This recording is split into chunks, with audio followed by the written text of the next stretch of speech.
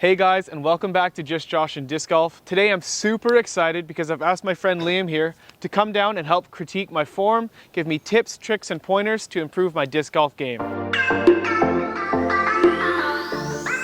So Liam, thank you so much for coming down to give me a hand today. So just a couple questions for you and for the viewers. How old are you? How long have you been playing disc golf? And what's your favorite course? So I am 22. I've been playing disc golf for about 2 years now. I started in 2020 when COVID was happening, nothing better to do. And my favorite course is probably the park in Comox or just the hometown course, Campbell River, Cooper's Hawk. Yeah. That's awesome. Thanks for sharing. Yeah, no problem. All right, guys, so how this is gonna work is Liam and I are gonna head over to hole 5 here at the Campbell River course. I'm just gonna throw how I regularly do it, my regular shots. Liam's gonna give me some tips and tricks and pointers on how I can improve. Then I'll throw again and see what improvements I'm able to make. So we're here at hole 5. I'm just gonna walk you through my regular selection. Sounds good. So I would usually go with my Discmania FD S-line, and typically I probably try to throw it on a bit of a hyzer. I think this hole's around 300-ish feet. I'm not sure. And I'd probably just go for a bit of a hyzer and hopefully it'll land, close to the basket. So we'll see. Oh, dang, that was really bad. Nose up? A lot nose up. Yeah, just a bit. Let's not talk about that. Cut. Just kidding. All right, I'll throw a couple more. All right, so secondly, I'd probably throw my Falc. Let's give this a shot. So this thing's got a little bit of turn to it. So I'd probably just try to throw it flat for the most part. We'll see how it goes, honestly.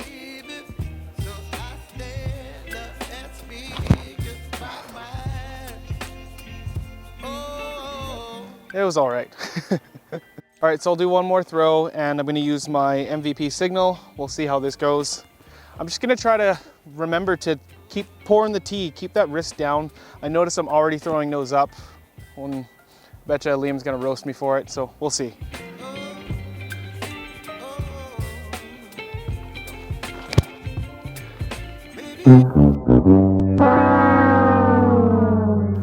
Oh dear.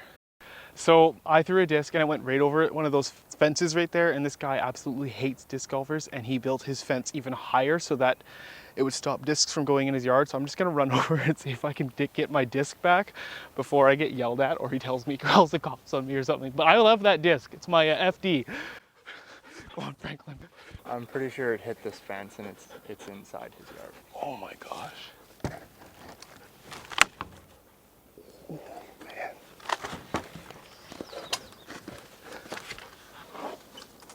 Oh, I see it. I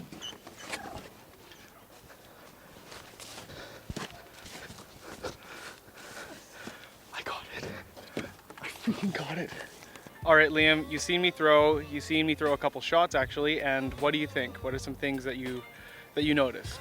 So one thing that I noticed first off was that your footwork is not too bad, but on your last step, you're kind of opening up your hips before you actually are starting your throw. So you're opening up your hips a little bit too early, which is gonna take away some of the power from your throw. You'll rely on more of your arm if you're doing that. And then your follow through is a little funny. Could use some work. It's not much of a follow through right now, but we'll get there. And then other than that, you could definitely work on your nose angle a little bit. That's kind of a tricky one to figure out, but once you get it, you'll be good. Yeah, that's kind of all I picked out from that. If I really wanted to go dig deeper, it would be good to get like a slow-mo video of you throwing, and then I could really pick apart your form. Okay.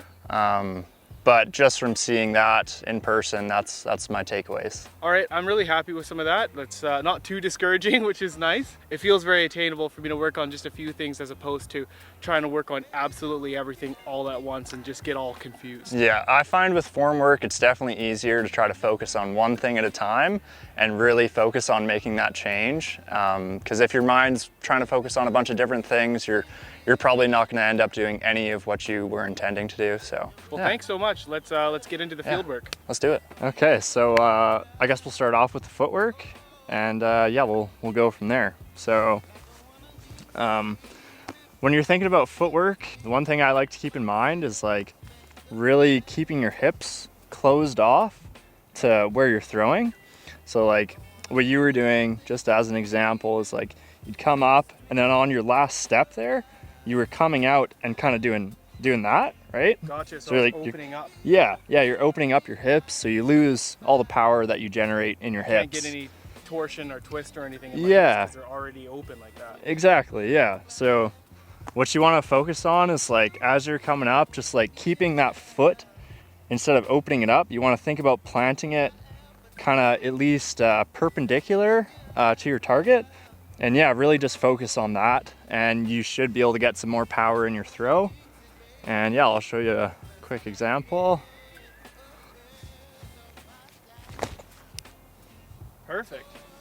That just came off the line just dead flat. That was great. That was a tiny bit of hyzer on there, but yeah. So I've actually got a question, because I've noticed my X step is different from a lot of people. Okay. A lot of, like, I tend to cross over first, step, then I do another kind of backwards X step, and then I plant. Is that something that I should fix, or is that like... Personally, if I was doing that, I would change it, yeah. Okay. Because I think maybe it just kind of overcomplicates your throw a little bit. Like you can make it simpler by just doing a couple steps and then go into your X step. As long as you get into the right position at the end, that's what matters most. Yeah. Okay, I'll kind of just do a couple practice steps before I actually throw. Yeah, definitely just take a few slow ones. Yeah, where I would regular. So I'd kind of go like this, step back, and then go. Yeah. Already, actually, I've already opened up a little bit. Like a little bit. You kind of just start here and then into your X step.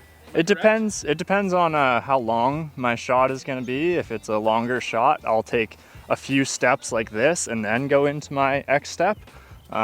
If it's a shorter shot, then yeah, sometimes I'll just do this and go right into my X step. Just depends on the distance for me. All right, let's give this a go.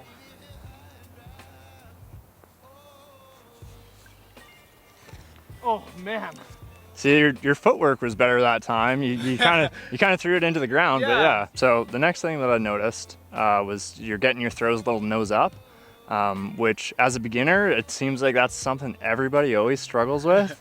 I know I did for the longest time, but it's one of those things that like once you get it, you don't have to really worry about it anymore. I'm actually struggling to throw nose up now because I want to throw like touchy shots nose up and I can't get it for some reason. If you're trying to throw nose down, the main thing that I like to think about for that is keeping your wrist kind of nice and relaxed, not actively pointing it down, but just nice and relaxed. And you want to keep that angle all throughout your throw up to the release. All right, so I'm just gonna throw and let's see if I can make some of those adjustments. Yeah, just think about keeping that wrist nice and loose, hanging down. It's kind of how I like to think of it.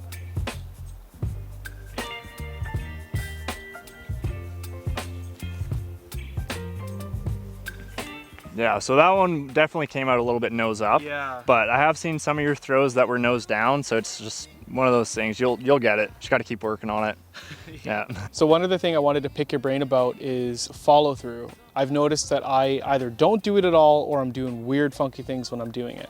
Okay, so follow through, it's one of those things like you want to let all that energy, I guess, from throwing, you just want to let it all go through after your throw. Just like let it keep going. You don't want to be like stiff with it, which I think is like kind of what you do is like you hit your point and then you kind of like stop. And instead of stopping, you just want to let your body follow through. Yeah, the other thing with follow through is depending on what angle you're throwing. So like if you're throwing on hyzer, you're probably going to follow through. Your arm is going to be going upwards, right? Because you want to keep it going on that same motion, the same angle. That will help with your angles as well. And then like if you're throwing flat, you're going to come across just like flat. And then Anheuser is kind of the same thing. Maybe your arm will follow through a little bit lower. Yeah, and then rotating through on your heel. That's how I like to follow through. I know there's some guys out there like think Anthony Barella, he kind of like hops onto his toe, like does kind of a weird follow through thing. But yeah, the way I do it for my lower body is once I've released the disc, or as I'm releasing the disc, basically, my heel I pop up onto my heel and you just rotate through. That's actually quite interesting because I've noticed I've experienced already a little bit of shoulder pain, and it's most likely because I like almost brace at the end of my throw by like holding that arm so rock solid and then stopping. Yeah, you want to let all that energy go through so you're not putting as much torque on your body. Yeah, your body will appreciate it. Fair enough. So like one other thing that I've definitely noticed and been trying to work on is like my angle control. So like hyzer versus anhyzer. I was watching a YouTube video on kind of trying to neutralize either or if you're prone to one or the other, and kind of pouring the tea. It definitely helped. Like I played around earlier this week and it helped a lot. Doesn't look like it helped in my throws just now, but you know, I was kind of in my head a little bit, but that's kind of one thing I was trying to work on. Yeah, and I think what kind of ties into pouring the tea is just keeping that same wrist angle throughout your throw, because you know when you start to roll your wrist over, that's the most common issue I'd say with that, is rolling your wrist over. But yeah, you just want to keep your wrist angle the same throughout your throw. As far as controlling angles goes, everybody kind of has a natural slot that they pull through, and once you find that slot and you get comfortable with it, the way I like to change my angles is by either hunching over a little more or standing up a bit taller for an anhyzer. Yeah, gotcha. So the bending over a bit more for hyzer and standing up a bit taller for anhyzer. And then if you're trying to make even more severe changes to your angles, then your wrist does come into play. You want to adjust your wrist a little bit more, you know, depending on if you're trying to throw more hyzer or more anhyzer. But for smaller adjustments, I'd say it's more so like in the way you hinge at your hip. That makes total sense, because then I'm not relying on my wrist for absolutely everything. Try to throw at that orange thing out there. So you want your foot to be, like that's it, you want your foot to at least be here. Okay. Yeah. Sounds good. Yeah.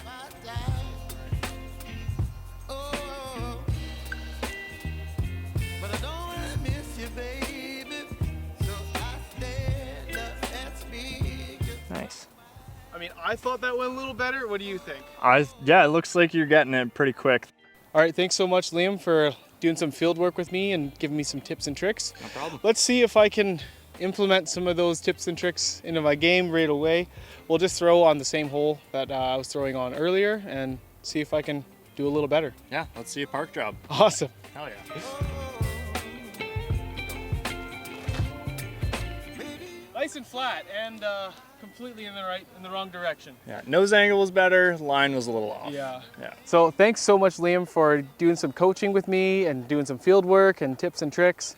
I wasn't quite able to implement everything that I wanted to straight away, but I'll definitely be doing some practicing, and you guys will see that too. And I'd love to do a follow-up video with you sometime. Yeah, man, that sounds great. Go hit the field. Yeah, let's do it. Thanks so much for watching, guys. Be sure to like and subscribe. Big thanks to Liam here for coming down. Thank you so much, man. Yeah, thanks for having me. Disc on. Disc on.